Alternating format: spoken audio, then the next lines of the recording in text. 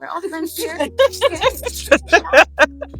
I am Darcel. I'm here today with Samantha, Dr. Douglas, or Lavanya, but you gotta give respect. She did get her, degree. That's right. And then Chandra as well. She'll tell more about herself. But we're just here. We're just glad that you're here. This has been a vlogcast in the past, but now we are doing something different. You are here for their inaugural live, unregulated leadership TV. This season, it's all about the human side of leadership, but we're still going to keep to the exact same theme that the podcast has always had, which is unfiltered, raw conversations about leadership. So today we're going to get a little bit more about Chandra, who she is as a person, as well as who she's become as a leader. All right, good. Ready to get started? Sure. Okay, so the first question really is just for us to get to know who you are. So you can tell us a little bit about your position, your role, what you're doing, but also who you are as a person at home, outside of your leadership role that maybe those who work with you may not know. Okay. My name is Chandra Joseph-Lacet, and I am a mom of two amazing daughters. One is a recent Spelman grad, and the other is at her second year at Howard.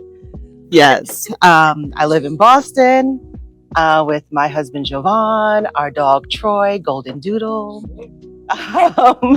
And I am originally from New York. I like to tell everyone that. That's really important to me. I have been in Boston since 1995, but I'm originally from New York. And I have spent the last 30 years in education.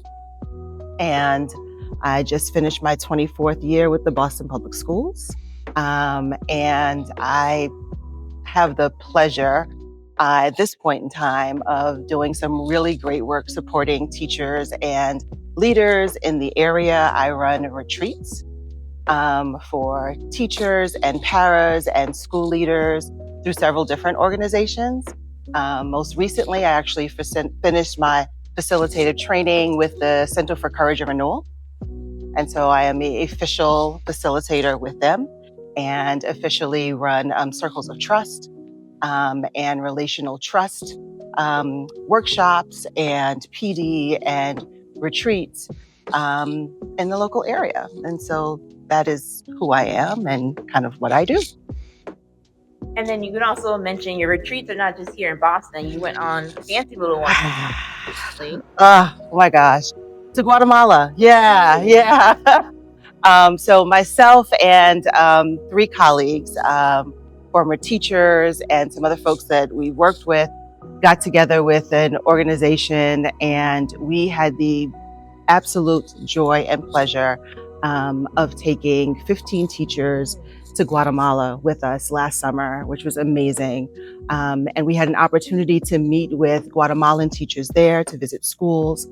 And we talked a lot about kind of the similarities and the differences, what it meant to be teaching in a community that you lived in, that you work in. And it was amazing how many similarities that our teachers here had with the teachers in Guatemala, how family focused they were. So it was a great opportunity for our teachers, some of which who had never even left Boston. We're getting passports for the absolute first time, right? To have this global opportunity was unbelievably powerful. And there was lots of time to enjoy and rest, and there was massage and walks on the beach. And so it was this combination of what does it mean to take care of yourself, right? What does it mean to nurture yourself as an individual, as an educator, to do this most important work? And what does it mean to be in this really hard, radical, transformational work at this point in time in our educational system? And it's hard here and it is hard there. It's hard across the board. And so we'll be taking another group of teachers in the summer of 2026. And so I'm really excited about that. And our organization is called Kintsugi Educators, which follows the art of kintsugi, if folks are familiar with that. It is this beautiful and amazing idea that you take this art piece and there are these broken pieces of art, right? Kind of like sometimes the broken and very complicated pieces of our lives.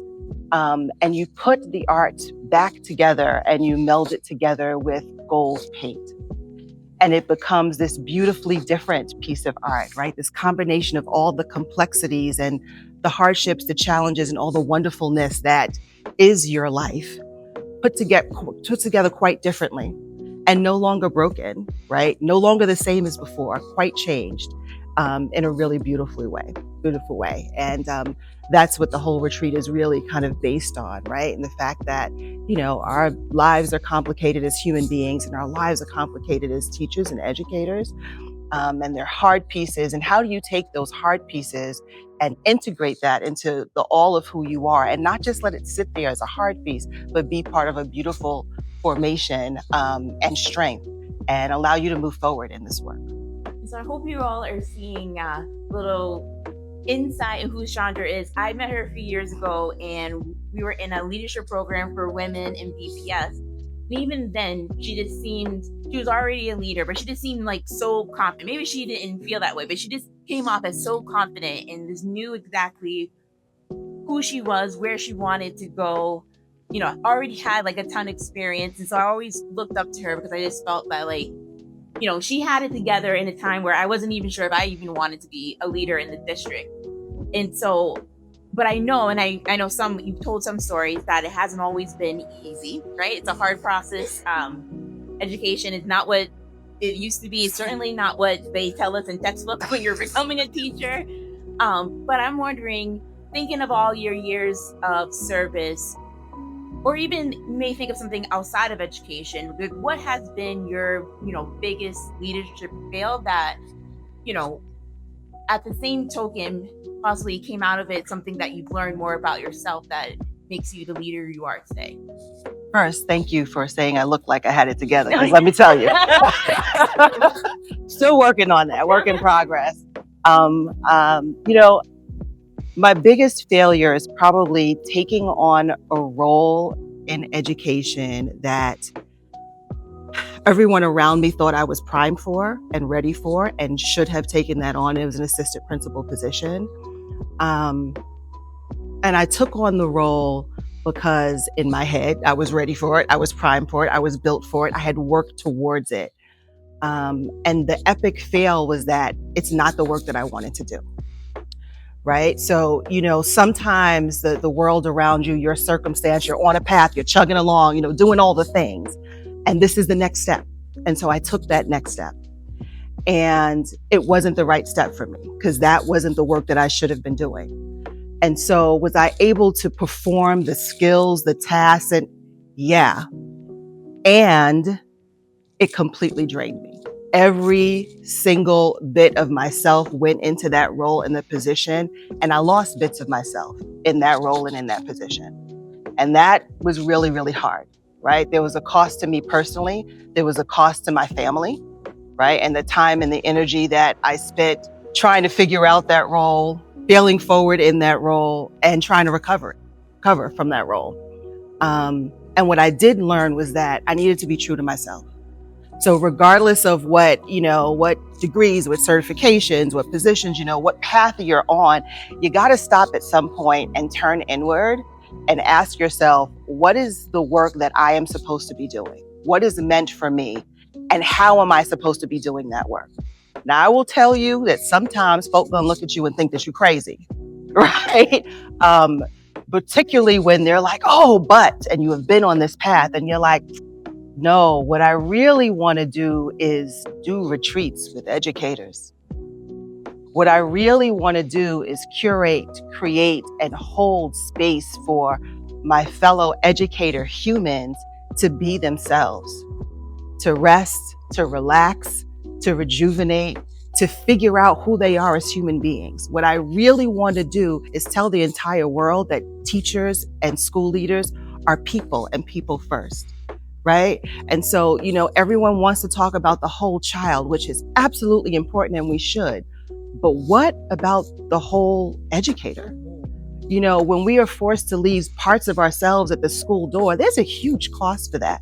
right? There's a cost for that personally, there's a cost for that professionally, and there is a huge cost for the children that we serve because we're not to be fully who we are and we can't be authentic in anything that we do. And so at some point, you're going through the motions.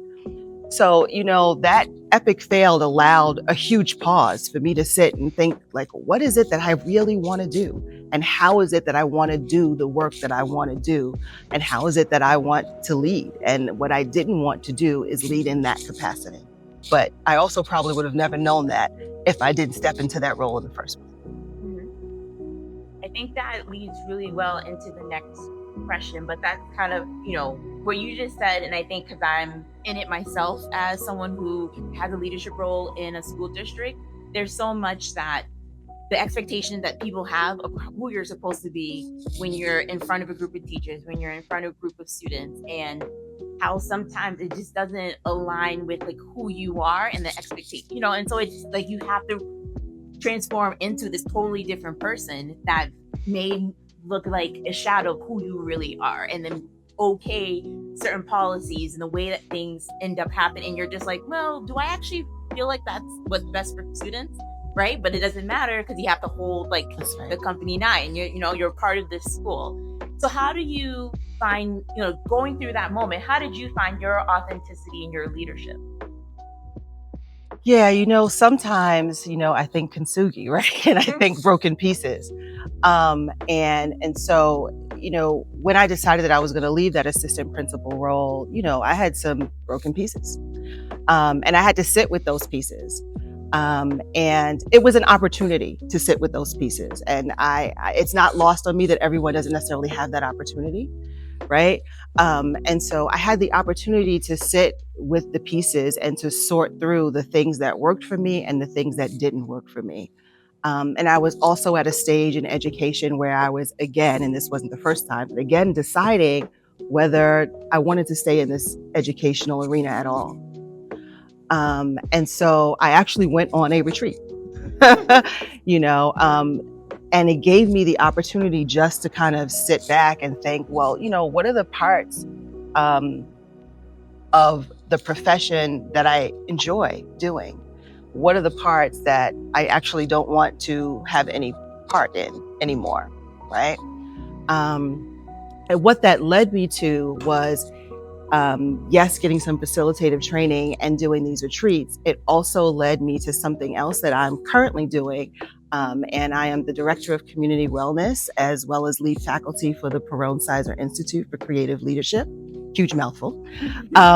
But in that capacity, I work with an amazing group of educators, and what we do is we train and support teachers and teacher leaders who actually are interested in taking on leadership roles in schools and school systems. So I was able to use all the things that I learned, right, and knew, but just in a totally different capacity, in a capacity to support folks who do actually want to be a part of those systems. And I get to incorporate wellness. So I'm not asking any of these teachers, these teacher leaders, to leave parts of who they are. I'm not asking them to deny their pain, their fear, their tears, any of that stuff, right? Like, we talk about all of that and what does that mean? And we've got a cohort of people to support you in this work, right? Because doing that work alone, whether it is solo in the classroom or solo in the school, is impossible work to do. And so it is, this right now in this season is part of the work that is my work to do. And I find such joy in doing that work. And so I'm still able to coach, which is what I really love, to support. If you ever have the opportunity, take the opportunity, right? Because you're worth it, and you have to stop, to pause and go, what is it that I want to do? What is it that I need to do for myself? And what is it that I want to do in this world, whether it's education or anything else? You got to be reflective about how you walk through the world, right? And now I get to do that. And because I have left the traditional school setting, I've also had the opportunity to slow my life down a whole heck of a lot. And when you slow down, you'd be amazed at what you can see. You'd be amazed at what actually gets revealed to you. And so, that's where I am now. and I lead with heart and encourage other folks to do exactly the same, and remind folks every day that we are in the people business. We are not in the protocol business, the curriculum business, the, next instructional blah, blah, blah that comes out business. We are in the people business, and people have to be first. And by people, I mean all the people in our community, all the people in our school community. I feel like this is like free therapy for me. All of this happening, like an educator is. I got you. So a lot of what we talked about was, heavy. So just to add a little levity, I know that you're very kind and this is your Saturday morning, but you're coming in here and you're speaking to us. But if, I didn't email you about being here, what would you do for yourself on Saturday? What is your ideal Saturday morning? My ideal Saturday morning is somewhere warm on a beach with my feet up, to be perfectly honest with you, right? With a book. Ooh, there's so many beaches.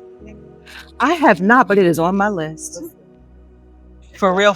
It is on my list. Absolutely. Yes. Okay. Brainstorm right here in the moment. So my father's from St. Thomas. Okay. So Megan's Bay, feet up. No question. With some good fish, this is important. I see the vision. This is important. My sunglasses and the laughter in my head. Every single time I talk about St. Thomas, I have this laughter because the first time we took our kids, they were really young. And my kids looked at some complete stranger and said, I want you to know that my grandfather moved from here to Brooklyn. It was real, and they still can't understand why my father would move from St. Thomas, Virgin Islands to Brooklyn. It makes no sense to them, but it's hysterical. Okay, so there, most definitely. This is going to sound weird, but Jones Beach, Queens, New York, only because born and raised, right?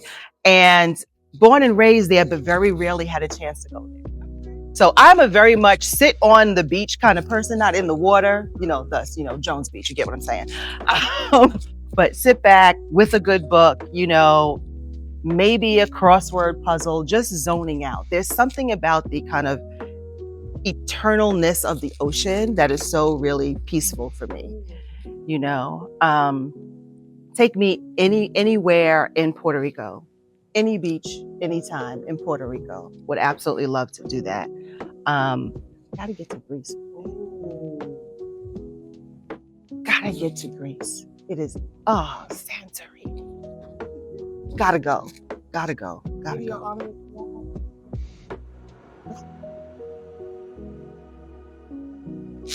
Oh. What's the name of it? Naxos. That sounds beautiful.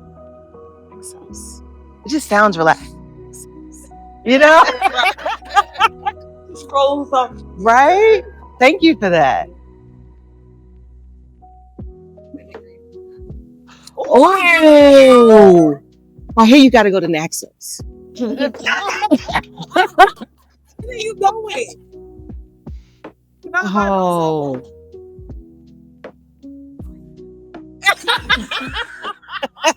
I think that is yes. Okay. That's beautiful. So we have one more question for you. All right. What makes you an unregulated?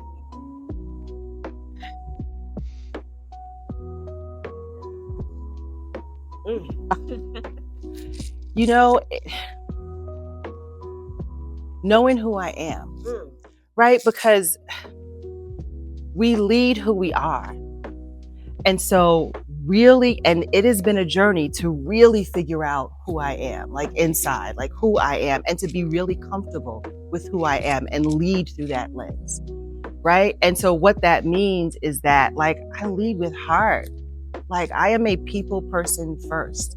I believe in building authentic relationships, not build relationships with the people in your school. No, but seriously getting to know the human beings that are sharing this space with me is really important to me. Who are you? What's important to you, right? And getting them to know me. And that's how I operate. And so, just keeping it really real. Like this is who I am. And it's sometimes really hard for people to understand that because they want a far more dogmatic, shoot from the hip, this is the way we're supposed to do things all the time leader, and it's not who I am, right? Like